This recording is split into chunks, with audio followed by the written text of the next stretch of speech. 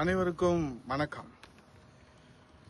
இன்றைக்கு மாண்புமிகு முதலமைச்சர் ஃபெயிலியர் மாடல் அரசினுடைய முதலமைச்சராக ஸ்டாலின் அவர்கள் சிவகங்கை மாவட்டத்திலே முகாமிட்டிருக்கிறார்கள்.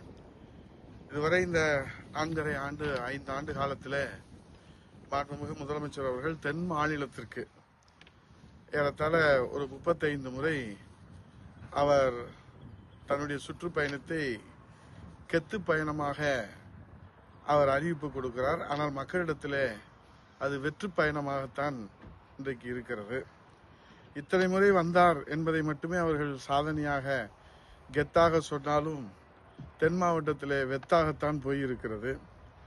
மாண்புமிகு முதலமைச்சர் அவர்கள் அந்நிய முதலீடுகளை ஈர்ப்பதற்காக துபாய் சென்றார், அமெரிக்கா சென்றார், ஜெர்மன் சென்றார், இப்படி பல்வேறு நாடுகளுக்கு சென்றார்கள். ஆனால் துபாய் சென்று அங்கே ஒப்பந்தம் போட்டது கூட இதுவரை என்ன நிலையில் இருக்கிறது என்று நமக்கு தெரியவில்லை. ஒருவேளை அது அருங்காட்சியகத்தில் காட்சி பொருளாக வைக்கப்பட்டிருக்கிறதோ என்றுதான் நமக்கு என்ன தோன்றுகிறது.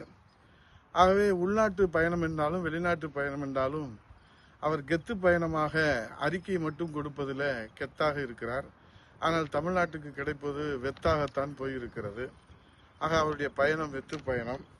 இதைத்தான் மாண்புமிகு எதிர்க்கட்சியுடைய தலைவர் வருங்கால முதலமைச்சர் புரட்சி தமிழ் ஐயா எடப்பாடியார் அவர்கள் இதுவரை 181 சட்டமன்ற தொகுதிகளில் இன்றைக்கு எழுச்சி பயணமாக மக்களை காப்போம் தமிழகத்தை மீட்போம் என்கிற அந்த வெற்றி பயணத்தில் இதையெல்லாம் அவர் கேள்வியாக முன்வைப்பதோடு மட்டுமல்லாமல் இந்த மேதக ஆளுநர் உரைக்கான கூட்டத்தொடரில் வருங்கால முதலமைச்சர் மாண்புமிகு எதிர்க்கட்சி தலைவர் புரட்சி தமிழ் ஐயா எடப்பாடியார் அவர்கள் தமிழகத்தில் முதலீடு செய்யாமல் தொழில் நிறுவனங்கள் வெளிமாநிலங்களில் செல்வது ஏன் என்று கேள்வி எழுப்புகிற போது மாண்புமிகு முன்னாள் தொழில்துறை அமைச்சர் அண்ணன் தங்கமணி அண்ணன் அவர்கள் கேள்வி எழுப்புகிற போது நானும் சட்டசபையில் இது குறித்து அவையின் கவனத்திற்கு கொண்டு வருகிற போது அதிமுக ஆட்சியில் வந்ததெல்லாம் ஓடி போய் விட்டன, அது ஏன் என்று சொல்லட்டுமா என்கிறார் ஃபெயிலியர் மாடலுடைய ஆட்சியின் முதலமைச்சர் முத்துவேல் கருணாநிதி ஸ்டாலின் அவர்கள்.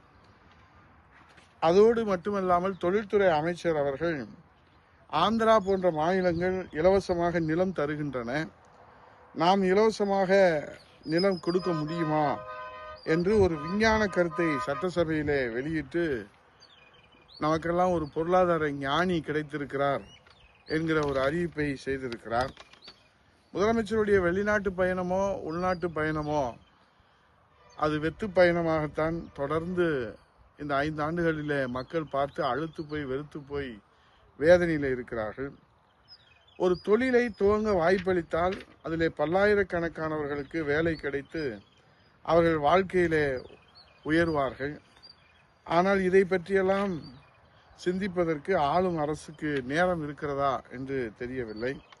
மொத்தத்திலே ஆடத் தெரியாதவன் தெருக்கோணல் என்று சொல்வார்கள் கிராமத்தில். ஏன்பா நீங்கள் நல்லா ஆடலை அப்படின்னா தெருக்கோணலாக இருந்துச்சு அப்படின்னு சொல்லுவாங்க.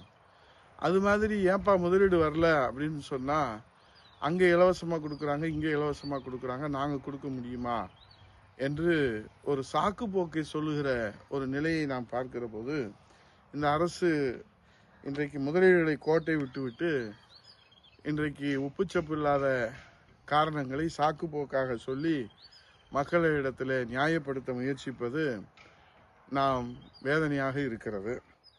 இதில் இன்றைக்கு அரசனுடைய இந்த நிலையை நாம் பார்க்கிற போது இது என்ன சுருக்கமாக பார்த்தால் அத்தனை MOUக்கள் மெமரண்டம் ஆஃப் அண்டர்ஸ்டாண்டிங் புரிந்துணர்வு ஒப்பந்தங்கள் அத்தனையும் ஒருவேளை இந்த அரசு முடிந்தவுடன் அருங்காட்சியகத்தில் காட்சி பொருளாக வைப்பார்களோ, நாங்கள் பாருங்கள் எத்தனை MOU போட்டிருக்கிறோம், புரிந்துணர்வு ஒப்பந்தங்கள், ஆனால் அதில் நாங்கள் எத்தனை நிறைவேற்றியிருக்கிறோம் என்று சொல்வதற்கு கூட ஒரு முயற்சி எடுக்காத, அக்கறை எடுக்காத, இன்னும் சொல்ல போனால் ஒரு செயலற்று முடங்கி போய் கிடக்கிற ஒரு அரசாகத்தான் இது இருக்கிறது. அது இதையெல்லாம் மடைமாற்றம் செய்வதற்காகத்தான் 35 முறை தென் தமிழகத்திற்கு வந்து தன்னுடைய பயணத்தை கெத்து பயணமாக காட்ட முயற்சிக்கிற கெத்து முதலமைச்சர் வெத்து முதலமைச்சராக மக்களிடத்தில் இன்றைக்கு இருக்கிறார் என்று சொல்லி இதையெல்லாம் மாற்றுவதற்கு தான் ஆட்சி மாற்றம் ஒன்றே ஒரே தீர்வு. ஆகவே காலம் தந்த கொடை கருணையின் வடிவம், அனைவரையும் தாய் உள்ளத்தோடு அரவணைத்து செல்கிற தெய்வ உள்ளம் கொண்டிருக்கின்ற நம் குலசாமி கழகத்தின் காவல் தெய்வம், 8 கோடி தமிழர்களின் ஒரே நம்பிக்கை, உலகத் தமிழர்களின் அடையாளம், புரட்சி தமிழ் ஐயா எடப்பாடியாருடைய தலைமையிலே மீண்டும் மக்களாட்சிக்கு மகுடம் சூட்டுவோம் என்று சூளுரை ஏற்கிற தைப்பூச திருநாளிலே நாம் எல்லாம் சூளுரை ஏற்று கழக புரட்சித் தலைவி அம்மா பேரவை மாவட்ட செயலாளர்கள், மாநில இணை துணை செயலாளர்கள் வருகிற திங்கட்கிழமை 2ஆம் தேதி தலைமை கழகத்திலே கூடி தலைமை கழக பெருமைமிகு மாண்புமிகு நிர்வாகிகள் வழங்குகிற ஆலோசனைகளை பெற்று நாம் சூளுரை ஏற்று நாம் தேர்தல் களத்திலே திண்ணை பிரச்சாரத்தை முன்னெடுத்து இந்த கையாலாகாத அரசு வெற்று விளம்பரங்களை, போலி விளம்பரங்களை, கோயபர்ஸ் விளம்பரங்களை முறியடிக்கின்ற நாம் இராணுவ சிப்பாய்களாக களத்திலே நின்று புரட்சி தமிழ் ஐயா எடப்பாடியார் வெளியிட்டிருக்கின்ற விடியா ஆட்சிக்கு உங்கள் வீட்டு பில்லே சாட்சி என்கிற அந்த திண்ணை பிரச்சாரத்தையும் 100 நாள் வேலைவாய்ப்பை இன்றைக்கு ரத்து செய்ய போகிறோம் என்கிற ஒரு அபாயகரமான இன்றைக்கு ஆதாரமற்ற செய்தியை வெளியிடுகிற இந்த அரசின் கோயபர்ஸ் பிரச்சாரத்தை முறியடிக்கவும் 5 முத்தான தேர்தல் அறிக்கைகளை மக்களிடத்தில் எடுத்துச் செல்கிற அந்த மகத்தான புனித பணியை நாம் ஆற்றி 100% வெற்றியை அனைத்து இந்திய அண்ணா திராவிட முன்னேற்ற கழக தலைமையிலான தேசிய ஜனநாயக கூட்டணிக்கு பெற்றுத் தருவதோடு 234 சட்டமன்ற தொகுதிகளிலே வெல்வது நம்மளுடைய லட்சியம்.